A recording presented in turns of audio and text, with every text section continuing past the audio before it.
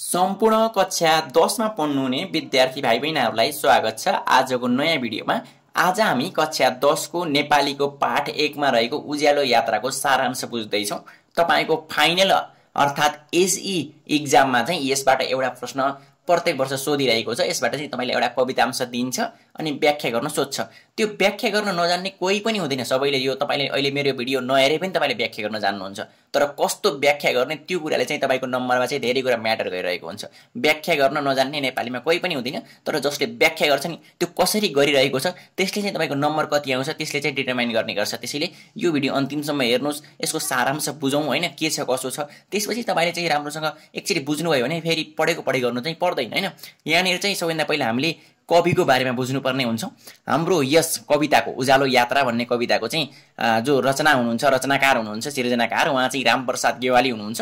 उहाँ चाहिँ एउटा समाजमा हाम्रो जीवन कसरी बिताउनु पर्छ, हाम्रो जीवनलाई कसरी अगाडि बढाउनु पर्छ, आफ्ना ती कर्महरूलाई कसरी आफूले चाहिँ एउटा कन्ट्रोल गर्नुपर्छ भन्ने कुराहरू चाहिँ विशेष ध्यानमा राखेर चाहिँ विभिन्न सिर्जनाहरू गर्नुहुन्छ। त्यसै मध्येको एउटा यो कविता हो उज्यालो यात्रा। उज्यालो यात्रा पनि हाम्रो जीवन कस्तो हुनुपर्छ, हाम्रा कर्म कस्तो हुनुपर्छ, हामीले चाहिँ आफ्नो भाग्यभन्दा कर्मलाई कसरी विश्वास गर्नुपर्छ भन्ने कुराहरूलाई चाहिँ यहाँ विभिन्न कुराहरूमा विभिन्न ठाउँहरूमा चाहिँ जोड दिएको छ।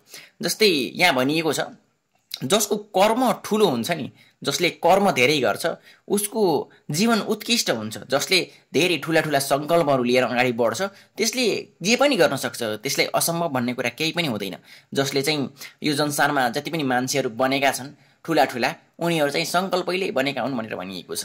जसका कर्महरू चाहिँ ठुला ठुला जिन्दगी हँसिला खुसी बनाउने खालका हुन्छन्, जसले चाहिँ अरूको लिनुमा भन्दा आफूले दिनुमा खुसी मान्छ नि, ऊ नै एउटा यो विश्वको लागि गौरव बन्ने पात्र चाहिँ ऊ ठहरिन्छ भनेर भनिएको छ।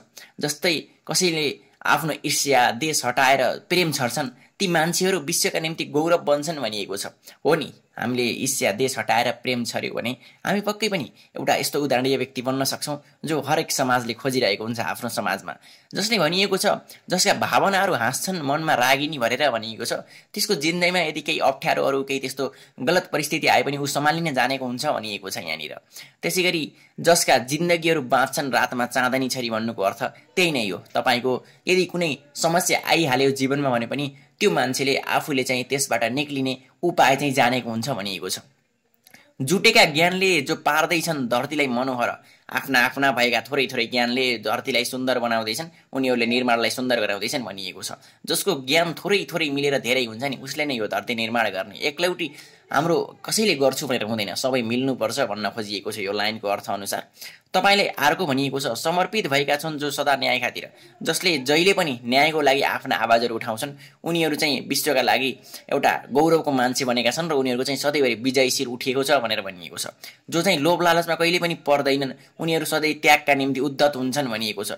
जो उद्धत कर्मको यात्रा भनेको महान कर्मको यात्रा गर्छन् नि सधैँ सधैँ, तिनीहरू मान्छे हो यो संसारमा नमुना मान्छे भनेर निस्कने। तिनीहरूको बारेमा हामीले यहाँ डिस्क्राइब गरेको पाइएको छ। जब यहाँ भनिएको छ यस्तै यात्रामा चाहिँ म कहिले चलुला नि भनेर एउटा कविले चाहिँ आफूलाई प्रश्न गर्नुभएको छ अन्तिम लाइनतिर।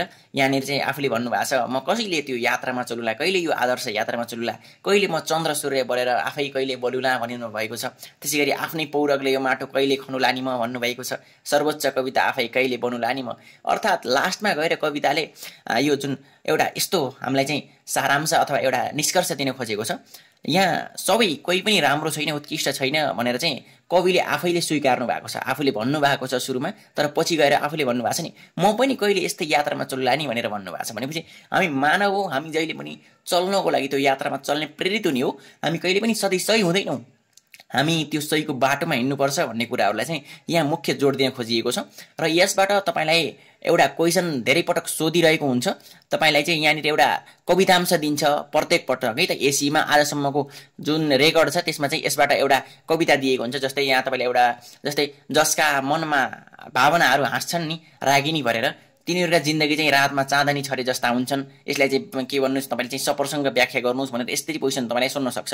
जस्तै एउटा तपाईँले व्याख्या गर्नुहोस् भनेर अथवा 4 नम्बरमा धेरै पटक सोधेको पाइएको छैन, नत्र 2 नम्बरमा चाहिँ तपाईँले एउटा श्लोक अथवा कवितांश दिएर त्यो चाहिँ तपाईलाई सोधेको पनि पाइएको छ। जस्तै यहाँ भाविस्तार गर्नुहोस् भनेर एउटा छ, तपाईँको उद्धत कर्मको यात्रा गर्छन् जो सधैँ सधैँ आदर्श नमुना मान्छे बन्दछन् विश्वमा तिनै भन्नेलाई चाहिँ भाविस्तार गर्नुहोस् भनेर धेरै पटक सोध्छ।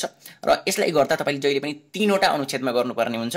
त्यसको लागि चाहिँ सबैभन्दा सुरुमा तपाईले पहिलो अनुच्छेदमा चाहिँ आफ्नो चाहिँ यो जुन कविता छ अनि कविको बारेमा चाहिँ एउटा इन्ट्रोडक्सन दिनुपर्छ, परिचय दिनुपर्छ उसको बारेमा। त्यसपछि दोस्रो लाइनमा भनेको तपाईले चाहिँ थोरै यो कवितालाई व्याख्या गर्नुपर्छ। अनि तेस्रोमा चाहिँ तपाईले आफूले के निष्कर्ष निकाल्नुभयो त, आफूले के बुझ्नुभयो, यसबाट तपाईले के ज्ञान पाउनुभयो, ती कुराहरूलाई चाहिँ यसमा चाहिँ समावेश गर्नुभयो भने तपाईको उत्कृष्ट उत्तर चाहिँ बन्छ, जसमा चाहिँ तपाईको नम्बर कट्ने सम्भावना एकदमै कम हुन्छ। तपाईले लेखे अनुसारको नम्बर चाहिँ आउँछ। र सम्पूर्णलाई धेरै धेरै धन्यवाद यो भिडियोले अन्तिमसम्म हेरेर साथ दिनुभयो। र हामी सम्पूर्ण क्लास 10 का भिडियोहरू यसैगरी बनाइरहेका छौं। त्यसैले तपाईले हाम्रो यस युट्युब च्यानललाई सब्स्क्राइब गरेर हामीसँग जोडिनु होला र यो भिडियोलाई लाइक गरिदिनु होला। हामी आगामी दिनमा पनि लगातार रूपमा यस्तै क्लास 10 का इम्पोर्टेन्ट भिडियोहरू, एसईमा कस्तो क्वेशनहरू आउँछन् ती सबै कुराहरू लिएर तपाईहरुको अगाडि आइराख्ने छौं भन्दै यहाँबाट बिदा हुन्छु। हस्त नमस्ते, फेरि भेटौँला है त।